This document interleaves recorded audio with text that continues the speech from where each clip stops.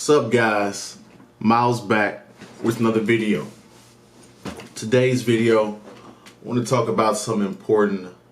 I had an epiphany the other day. I was just thinking about something. I was at work and I was doing something very hard and I just had an epiphany about something. So, as you can see from the title of the video, what it is to be a man, right? So I'm going to take you down this little example, right, of how I came up with this this video and how this example kind of set through or gave me inspiration, right? Go ahead and like, comment, subscribe, share the video if you like the video, right? So, you guys know I'm a city driver, FedEx, all that stuff, right? You know that, CDL, all that stuff, right? So, one day, they put me on a different route, a route that I'm not used to, right? Or a route I've done, but I'm not extremely comfortable with doing it, right? So, but me, you know, I ain't gonna turn down work, you know what I'm saying? I'm gonna do what I can, right? But anyway, I'm doing the route, right? And it's going good. Like the first 4 or 5 stops is pretty easy, right? Then 6 and 7, that's where things got tricky, right?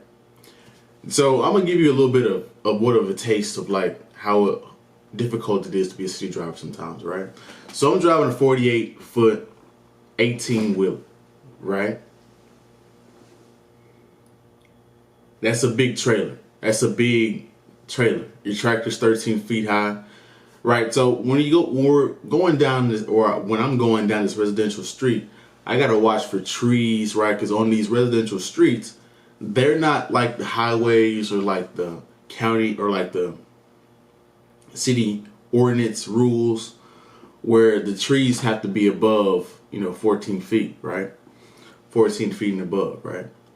So when I'm going down the street to this residential delivery, I'm watching for all these different types of things. Not only am I watching from my trailer to make sure on turns and everything, make sure I don't go in a ditch. I'm watching for people around corners, racing around corners, watching around trees, right? They're not smacking the hell out of my trailer and my tractor, right? Because that could be an accident if it is, right? And if you got too many accidents, they will fire you, right? So it's a lot of things that I'm dealing with at this, right? I ain't even got to the delivery yet. This is just going to the delivery, right? So I get to the delivery, right? And I'm like, there's nowhere to turn around, right? And if you know anything about driving a 48-foot, you need a lot of space to turn around. You need a lot of space to maneuver, right? So anyway, I just got to this place. I'm not even worried about that right now. I got to deliver this stuff to these people, right? So I get the lift gate, all this stuff. The trailer is fucking up. Right, the door keeps going down simply because I'm at an angle right here, and the door keeps going down. So I'm dealing with that. It's hot as hell. This woman I just called for this residential delivery, she said, "Can you back it down my driveway? There's no way in hell I could have done that. All right, there's there's not enough space. Right. So this whole time I'm just aggravated as shit. Right. So I get that delivery done, right? Luckily, there's a thing where you just do a little circle and you come around the other side and it takes you right back to where you need to go, right? Lucky, because if it wasn't like that, I don't know how the fuck I would have got out of that place, right? There's nowhere to back up. There's nowhere to do anything, right? So, next one, right? It's a little bit better place, right? It's more space to do stuff. I didn't have much of a problem with this place. There was roads and things you could back down to get back to where you was going. So it wasn't really a problem, right? So the rest of the day was, it was busy, right? The rest of the day was doable. It wasn't too bad, but it was busy. But those residentials really had shaken me up, right? Because I see what these guys are talking about on these residentials and why they hate them. Because they never give you a warning to how bad it is. They never give you a warning to how good something is going, right? Or how it's going to be, right? You just kind of just winging it and just going out there hoping that it's okay, right? You're going on a wing and a prayer, pretty much. So I get back, right? I get back home. I'm sitting, still kind of aggravated and stuff, still kind of rehearsing about the day. Decompressing is what they call it. So I had an epiphany. It's like, man, today was hard.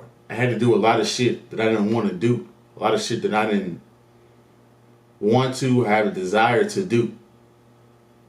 Right? And that's when it hit me what it is to be a man. Men in society, today, in the past, in the future, we do the hard things that the women and children don't want to do. Simply because the women and children too weak, they're not strong enough, or they just don't want to get dirty. Whatever it is, right? One of those options. Right? We have to do the things that the women and children are too weak and too scared to do, right? This is what it is to be a man. Right? Every man at some point has to do this. This is just not one man over here, another man over here. For the average man in society, you will have to do something like this. You will have to do something for your family, do something for your kids, do something for your wife, sacrifice, do something, whatever it is, right? Do the things that nobody else wants to do in order to keep the ball rolling, right? And it's funny to me, right? Because we live in a society where everybody's teaching you to be everything but a man, right? Women are strong and independent. Women can be men too. No, the hell they won't. They're not going to do them construction jobs. They're not going to transport stuff and move stuff around with a heavy ass pallet in that hot ass trailer on a 100-degree day. They're not going to do that. They're not going to work on a dock in a warehouse where on a dock it's 10 degrees hotter than what it is outside, or it's 10 degrees colder than what it is outside. They're not going to do that. They're not going to do the dangerous mining jobs, right? They're not going to do the hard jobs like the men. So it leads us up to do them, right? And that's what you have to expect when you grow up and you have to be a man, right? When I was a boy, I did childish things. When I became a man, now I have to do what men have to do. Men do what they have to do. Boys do what they want. Right? This is a part of growing up that you have to realize, right? And the last point I want to bring up, because I don't want to make this video too long. And I got this recently from my favorite YouTuber, the Angry Man. Shout out to him if he's watching this. You have to leave the earth better than what you found it, right? The whole reason of being a man is to leave the world better for the future generations, right? That's what the men did in World War II. They're like, hey, we got to go to war now so that our people in the future can have a peaceful future. Hey, we got to do this hard stuff right now so in the future, we don't have to work as hard. The generations can feed off the fruits of our labors.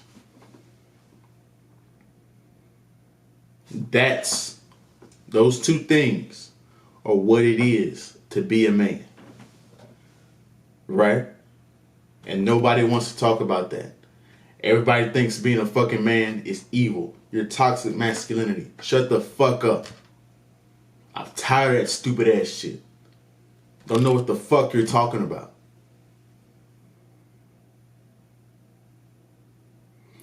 So that's my video. Hope you guys got some value from this. And I'll be out. You guys stay focused on what you got to focus on. Do what you got to do to maintain. Take care of yourself. Love y'all, man. We out.